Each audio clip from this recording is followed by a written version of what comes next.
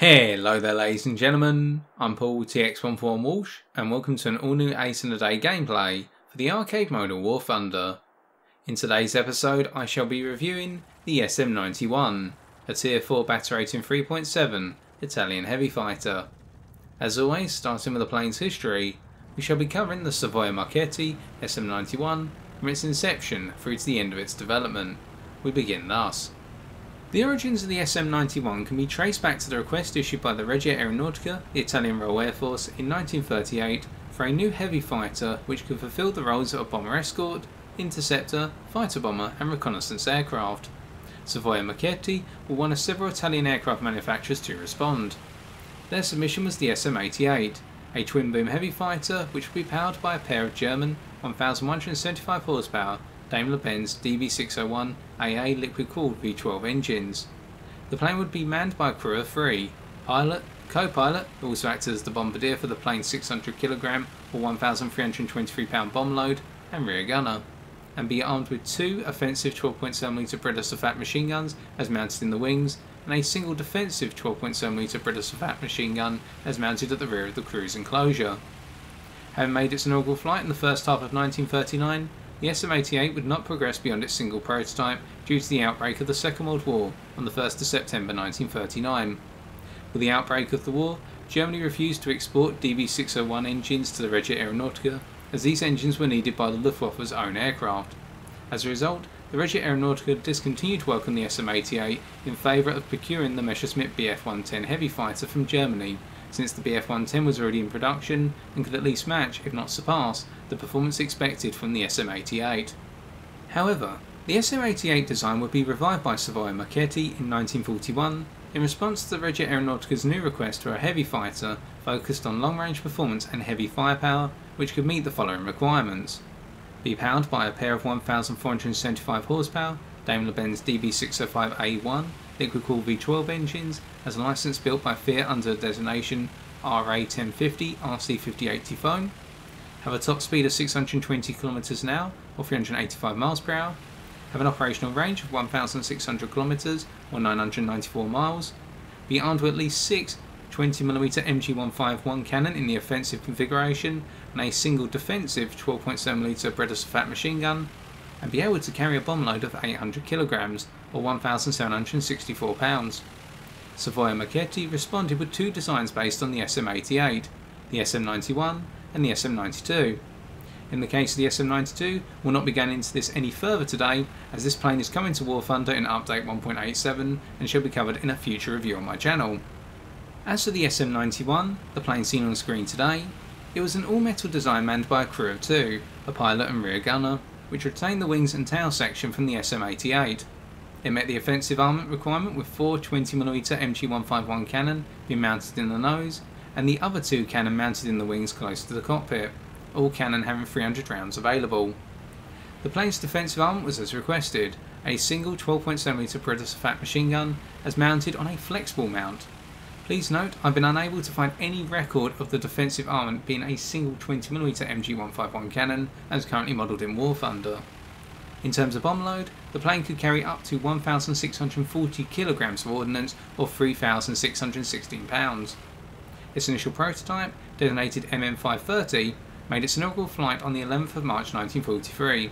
With further test flights revealing the plane had a top speed of 585 km an hour or 364 miles per hour and a service ceiling of 10,798 metres or 35,425 feet altitude. Whilst the initial prototype was undergoing testing, a second prototype was under construction, this aircraft being a modified SM-88 prototype. Unfortunately, the SM-91 was to see no further development. Following the surrender of Italy to the Allies as part of the Armistice of Cassabile on the 3rd of September 1943, the 2 SM-91 prototypes were captured by the German Luftwaffe and sent to Germany in October of 1943. The fate of the first prototype is to this day unknown. Meanwhile, the construction of the second prototype was finished by the start of July 1944, with the plane undergoing its inaugural flight as of the 10th of July 1944. The Luftwaffe continued to test this prototype up until its destruction in late 1944 by Allied forces as a result of the Allied bombing campaign of Germany. And so, with our historical review concluded, let us take a look at how the SM-91 handles in the skies of War Thunder Arcade. Today's gameplay is brought to you from the ground strike map Cliff Coast. For this we'll be using the following setup. Universal belts for our 20mm defensive cannon, and air target belts for our 20mm offensive cannon. The reasoning being the same in both cases, as in my opinion, these are the most powerful belts on offer, due to their large concentration of high explosive century mining exhaust shells, which are absolutely devastating against air targets. As for our gun convergence for our offensive cannon, it's set to 500 metres, as Armament is not convergence reliant, and this is a standard setting I like to use. As for our fuel load, we are taking the standard 30-minute fuel load to ensure we can make it to the end of the game, unscaled on fuel capacity. We begin our analysis as always by talking about the plane's climb rate, and in the case of the SM.91, the climb rate is below average for its battle rating, helped somewhat by the attacker spawn bringing you in at a starting altitude above the single engine fighters that you're going to be coming up against. With a climb angle at maximum of 18 degrees, you are able to use more emergency power cycling to take you from your spawning altitude all the way up to 5,000 metres, at which point you hit one of your 3 maximum altitude limits, this being imposed on the war emergency power of the plane. From 5,000 metres plus, it starts to drop off in the impact it has on your engines, and this means that you need to drop your climb angle to 15 degrees to maintain the sustained web cycling approach, alternatively move into a sprinting fashion with that 18 degree climb angle that you started off with. At 6,000 metres altitude, you'll be bumping into the maximum altitude limit on your engine power, in terms of your straight line acceleration and your climb rate, and at 7,000 metres altitude, you'll experience a heaviness being added to your elevator, which will widen your turn circle considerably. But this does work to your advantage in the fact because you retain 2/3 of the plane's performance, in that you have your engine power, and also your control surfaces all the way up to 6,000 metres, higher altitudes are the way to go in this plane to get the most out of it. And you can bait opponents to chase you all the way up to extreme altitude, where their low to medium altitude performance will dwindle off, in the case of planes such as the Yakovlev Yak-9T, and you actually start to feel a degree of parity against these foes, if not superiority with regards to your ability to continue turning up at higher altitudes. Unfortunately for us here, we're not having to contest the P-38G1 on a one-on-one, with our allies providing a screening force and causing the lightning to come right into the line of our gunfire. And with a critical hit initially, we just get our shots on target a second time, and we bring them down for our first kill. Now it's worth noting that the gameplay you're seeing here is going to be an ideal gameplay where we're given the opportunity to relish the SM91 in the role of high altitude heavy firepower interceptor, primarily going after bombers at first, but then mixing things up to go after fighters and interceptors later on, whereas our allies are going to be providing a screening force against the incoming opposition, such as the Thunderbolt in the distance, which our XP-55 has just taken out. And really this goes to show one scenario where you can use the SM91 in combination with some squad mates, where you can have 2 guys flying fighters and you act as that interceptor. You'll prioritise the bombers, they'll take down the fighters and interceptors that come after you or try to get in the way, defending their friendly bombers. But as we build up our momentum towards the Junkers 87D here, note how long it's taken us to build up our speed and get into our ideal speed range of 400 to 500 km an hour. That's because this plane does not have the best straight line acceleration. Going from its average stall speed, average for the battle rating that is, of 125 km an hour to 400 km an hour on engine power alone takes a considerable period of time. This can be mitigated through the use of war emergency power, which makes the acceleration a lot faster and also raises the threshold to 425 km an hour. But in return this means that you have a war emergency power dependency to build up energy in a short period of time, that being speed and therefore kinetic energy. Meanwhile, if you rely on engine power alone, you're going to take a lot of time, and that means that really you do need a lot of space between engagements, and you need to be given space in terms of the near vicinity of your plane to get yourself into that ideal position. And we can see now that we've built up our speed, we can start charging towards the Key 49 off in the distance, being wary of the P-38G1 lightning that's escorting them, just in case they try to get in the way. But looking behind and above us, we can see our friendly screening fighters trying to get ready to bring down that lightning, and on top of that the bomber if we fail to bring them down. Well, us being closer to the target than our allies, and that presents us with an ideal opportunity here to bring down the bomber and give our friendlies the opportunity to pick up another fighter kill. Now the bomber here has decided to turn back early, which means that we've got a chance to bring the bomber down before the lightning comes around, and we're managing that accordingly by putting ourselves on an interception path. And here you're going to see the ferocity of the 20mm cannon in the nose, where you do not have to wait until you see the lead indicator at 0.77 km to bring them down, with the effective range being all the way out to 1.5 km. And here opening fire at 1.15 km, we're going to be bringing down that Key 49 at 0.9 km approximately. We won't even see it happen. The lightning comes about, but it's too late, they have to go head on into our allies, who tear them to pieces accordingly, thanks to the friendly P-47D Thunderbolt at this point. Now outside of building up speed in a straight line, what about in a dive? What you'll find is the dive acceleration of this plane is good to 800 km an hour, and this comes about somewhat through the fact that this plane is nose heavy. It's considerably nose heavy, and you're going to feel that not only in terms of diving, but also in terms of stall recovery. and that the ability to recover from, say, a 50-degree stall in this plane is a very gradual, slow process because of how nose heavy the plane is. You'll need to build up your speed to 245 km an hour before you regain your control surfaces and you can level out once again. This will cause you to lose in the region of 200 to 250 meters altitude. But with a P-47 Thunderbolt now charging onto our 6, note here our dive acceleration being good and our maximum dive speed of 938 km an hour, which is above average and towards the upper end of our battle rating range, means that we have the ability to pull a lot of distance on the Thunderbolt and bring them well into the area of friendly control before we go for the turn fight. And once we go for this turn fight, what we find is we only have one chance, one turn against them. And this comes about for two reasons. Firstly, unless you invest very heavily in your pilot's G-tolerance skill, you are going to black out, and that will cause you to pretty much have to level the plane out to get your pilot back, as shown there. Secondly, this plane really struggles for horizontal energy retention outside of a standard turn. And with the Thunderbolt now charging up underneath us, because they decide to break off and go for one of our allies instead and then snap back towards us with the energy they've retained so well, this provides us with ample opportunity to cause them to hang dry in the sky, and we're going to go into a very last minute head on with them just as they're about to hit a stall, which means the majority of their firepower is going to go underneath our plane, only scratching the underside, whereas we get a clear shot on target and pick them off for another kill. Now imagine our energy, imagine our capacity to stall in order to bring them down. But let's come back to this concept of horizontal energy retention. What you'll find is that this plane's horizontal energy retention is good in that standard turn, and that you're going to bleed speed in a dedicated turn until 375 km an hour with no flaps active, 350 km an hour with combat flaps active, and 290 km an hour with landing flaps active. But there's a problem already. With your combat flaps active, your turn circle is average your battle rating in the region of a Beaufighter Mark 10, which is an equivalent British heavy fighter at your battle rating. It will be beat by the Ki 108, the Japanese heavy fighter, and the Messerschmitt 110 G2. And you can outturn some single engine fighters such as the Fokker 490A1 and the P-47 D-28 Thunderbolt. Albeit this is for one turn, because once you go below 350 km an hour, you'll find that your elevator starts to become much heavier, and this widens your turn circle considerably. Now add this back into the fact that in order to get to your turn circle in the first instance, you need to use your combat flaps, and that will drop you down to that 350 km an hour limit. Now what if your opponent or you decide to do something outside of a standard turn, such as move into a climbing spiral or turn it into a set of scissors? And there's the problem straight away, in the fact that you do not have the ability outside of the most idealistic turn fight engagement to retain your turn fighting capability. And what this means is a lot of the time a foe's only got to mix something up slightly in that turn fight and you're already at a considerable disadvantage. And if it starts to go into the vertical, your stall effects start to come in as early as 250 km an hour, which means you end up hanging limp in the sky in front of your foe as they can hammerhead around or just come around on your 6. Now we'll come on to the defensive cannon and what it can do in a bit, but just keep that in mind that whilst you do have the good horizontal energy retention, you literally only have it ready for that one turn when a turn fight starts off in its most ideal state and there's no variation. But as soon as somebody starts to mix things up, it all goes out the window. Now conversely, to your advantage, your straight line and vertical energy retention states are rather good.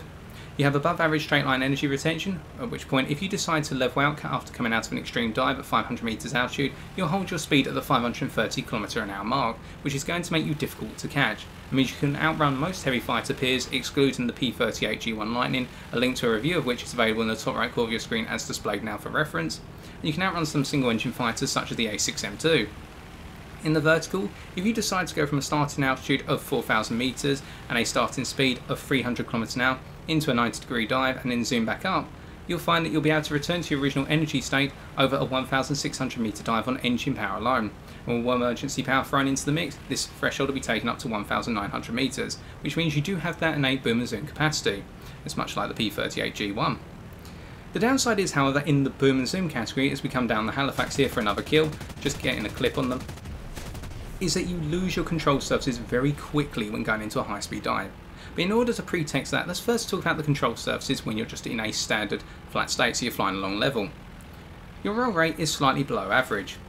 Once you go into a high-speed dive, this problem is pushed very far forward in the fact that between 400 and 700 km an hour you're going to lose 75% of your roll rate, which means that your boom and zoom charges are going to have to be very linear, or you're going to have to anticipate the path of your foe well in advance, otherwise you're going to completely overshoot the target. As your elevator, it's going to feel heavy, but it's average for its battle rating. Where coming from a nose down position, it's going to feel difficult to pull up at times. You do have a moderate loop circle, nothing to be proud of, again nothing to be ashamed of, and you'll need to start a loop at 295 km an hour or higher in terms of speed in order to conduct the loop successfully without stalling. In a high speed dive there is no lockup on the elevator control surface. And now we're going to go above our foe directly below us to cause them to stall out and get another kill. Well, that's our intention at least. As for your rudder, you've got a problem. You have a strong initial response on your rudder, but it's very poor beyond this, which means that your flat turn circle on your rudder is extremely wide and one of the worst for the battle rating. And this is only compounded by two other factors you have to keep in mind. The first is that there is a long recovery time beyond initial rudder use. And you're going to see for the final kill of this game when we go head to head with that Corsair off in the distance in the east right now, that when you're going head to head with somebody and you've just come out of using your rudder, albeit briefly, this will cause your plane to skid sideways. And that means that you've got to aim not directly towards the foe in a head to head when they're charging directly towards you. You have to aim slightly off angle rather than on the centre line in order to hit them in the head to head. It's difficult to explain, so you'll see it visually. And this can lead you to missing a lot of shots in what would be a clear-cut head-on opportunity. And also it means that when you do have a shot on the foe in a dive, if the rudder locks into a sideways stay, i.e. it's off centre for a brief period of time, that can make this plane near uncontrollable in a dive. And when you do go into a dive, what you'll find is between 600 to 700 kilometers an hour, you'll lose 25% on the initial response to the rudder, which only makes it more difficult to initiate any precise adjustments on the rudder, and then that recovery time only starts to get worse. Do keep in mind it's on the initial response, so it's not going to carry all the way through if you decide to flat rudder turn in the midst of a dive. But it's something that's going to be there, and it only compounds your issues when using boom and zoom tactics. Now we're coming down towards the Corsair here, and what they're going to do potentially, we reckon, is slightly dive and then decide to loop back towards us. So we're going to try and go above them potentially in order to bait them into this situation. We're going to pull up on the stick, make it look like we're trying to climb above them, much like we've used previously as tactics against foes, and in doing that we hope that they'll come towards us. We'll put our nose down because we have equivalent response on our elevator, both in terms of the positive G and the negative G stances, and that's how we can force the head to head. But as you can see, they're coming around now. As we do so, we use the rudder to fine tune our position, and because it hasn't restored its position, it means the Corsair gets extremely close before we're able to pick up the kill, and we had to aim off centre to achieve it. And that's our 8th and final kill of this game. So that's a depiction of the rudder situation. Now, outside of difficulty with control surfaces, what's the ideal speed range of this plane? Well, the reason I say 400 to 500 kilometers an hour is because the elevator of this plane becoming heavy at 350 kilometers an hour means that you do need to keep a lot of speed in order to be able to get the most out of the control surfaces, and that really gears this plane towards that interceptor role and throwing in some boom and zoom there.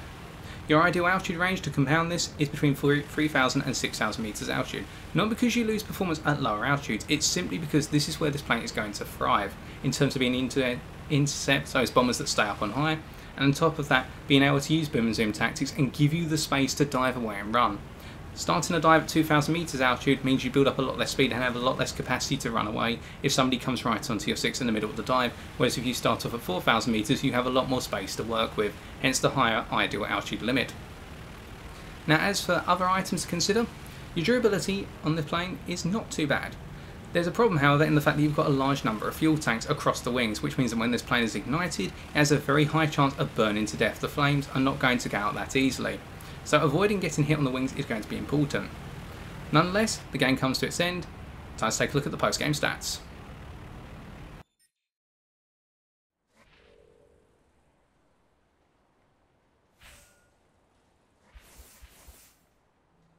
By deploying our SM.91 primarily as a bomber interceptor for the purposes of this game, we're able to pick up 8 kills, netting us 45,231 silver lions and 4,076 research points. One final note I'd like to add before we move on to defeating the aircraft with respect to the defensive cannon. I found that this defensive cannon turret can be deployed well in the right circumstances.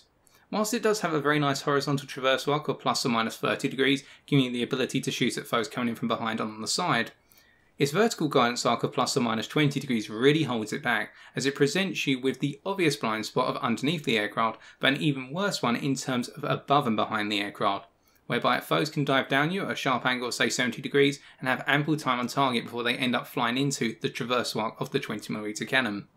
I found where it works very well is if you use it as a means of pushing away those foes who try to follow you when you conduct a very fast boom and zoom dive through the middle of the battlefield, because you'll end up coming out at lower altitude, say 1,000 meters or less, and normally flying away back to friendly territory in a straight line, presenting you with the opportunity to get all the foes who try to pursue you on a straight line behind your 6, at which point with a 20mm cannon's range of 1.5 kilometers, you can really lay into your pursuers and bring them down accordingly. When facing the SM.91 in a one-on-one engagement, I can recommend one main approach to defeating this aircraft, which is to lure it into a turn fight. Whilst the SM-91 has an average turn circle for its battle rating, this is undermined by the plane's horizontal energy retention being weak outside of a standard turn, by rolling the plane 90 degrees and pulling up on the elevator. Therefore, if the turn fight is converted into a climbing spiral, i.e. climbing as you turn, this will rapidly cause the SM-91 speed to drop below 350 km an hour, at which point the plane's turn circle will be widened considerably, coming close to that of the Dornier 217N2 due to the additional heaviness added to its elevator. If the climbing spirals continue beyond this point, this will force the SM-91 pilot to have to make a choice: remain in the spiral and experience stall effects below 250 km an hour, or level out from the spiral and attempt to break off. In either case, this will present you with a chance to come around on the plane 6, i.e. via hammerhead in the former situation, or a final turn in the latter.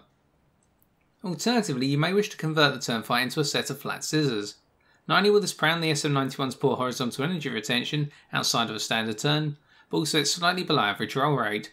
Each turn the SM-91 is forced to make prior to the crossover of your aircraft will require their pilot to roll the plane appropriately. This roll will take a greater amount of time than several aircraft at the plane's battle rating, including both single-engine fighters, such as the Spitfire Mark 5B Trop, the equivalent of Yak 9T, and heavy fighters such as the P-38G1. This will allow said aircraft to gain the advantage of being able to bring their nose around sooner for the next crossover, potentially granting them a firing solution. Alternatively, for appropriate energy management, this can lead to the SM-91 overshooting, placing you right on their 6. In either case, once you're on the SM-91 6, you should be wary of its defensive 20mm cannon, as it can only take a brief 1 to 2 second burst from this cannon to dispatch you from the sky. To wrap up, let us first recap the strengths and weaknesses of the SM-91. Its main strengths are: Number 1. Plentiful offensive firepower. No aircraft will be able to withstand a brief, accurate burst from the SM-91's 6 offensive 20mm MG151 cannon, which have plenty of ammunition to go around. This makes the plane ideal for both dispatching bombers and using head-ons to confront those fighters who seek to bring it down. Number 2. Boom and zoom potential. With its decent energy retention in the vertical, the SM-91 can conduct boom and zoom strikes with relative comfort against unsuspecting opposition. If pursued following the dive, the SM-91 can use its maximum dive speed of 938 km an hour and above average straight line energy retention to swiftly return to friendly skies. And number 3. High altitude performance. With its maximum altitude limits being 6,000 metres and 7,000 metres for its engines and controls respectively, the SM-91 is well suited to the role of high altitude interceptor. Additionally, the plane may use these higher altitudes to escape from opponents who perform better at lower altitudes, such as the Yakovlev Yak-3 and the P-51 cannon-armed Mustang. As for its key weaknesses, Number 1. Needs time. With its relatively poor straight line acceleration and high ideal speed range of 400 to 500 km an hour, the SM-91 will require a significant amount of time to build up to its ideal performance. This time may not always be available, depending on the opposition encountered and the screening forces offered by your team. And number 2. Poor turn fighter. The average turn circle of the SM-91 is undermined by its horizontal energy retention being weak outside of a standard turn, and its control surfaces being below average as a whole. As a typical turn fight will involve more than just a standard turn, this can quickly lead to the SM-91 ending up in its opponent's gun sight. As for my final opinion of the aircraft, the SM-91 lives up to its design specification of being a heavy fighter that possesses heavy firepower. With 6 offensive 20mm cannon and 1 defensive 20mm cannon, the SM-91 can unleash an extreme amount of damage in a short space of time. When this is combined with the plane's sustained high altitude performance, the aircraft makes for a lethal interceptor. Yet, this comes at the cost of the plane's ability to combat those fighters or heavy fighters which aim to intercept it when friendly screening forces are absent, encouraging one to go head on first and ask questions later. With that is all I've got time for today. For my next review in 2 weeks' time, i.e. Sunday the 24th of March 2019, I intend to review either the I-15M22, a Tier 1 battle rating 1.0 Soviet biplane fighter, or the F-2A-1 Buffalo, a Tier 1 battle rating 2.0 American fighter. Which of these 2 aircraft I review is entirely up to you. You can cast your vote by using the hyperlink in the description of this video. Polling will close at 1200 hours GMT on Sunday the 17th of March 2019, but as always, I've been TX141. If you have enjoyed this video, why not leave a like, comment or subscribe for future War Thunder videos on my channel. And until next time, ladies and gentlemen, as always, take care and good luck in the skies.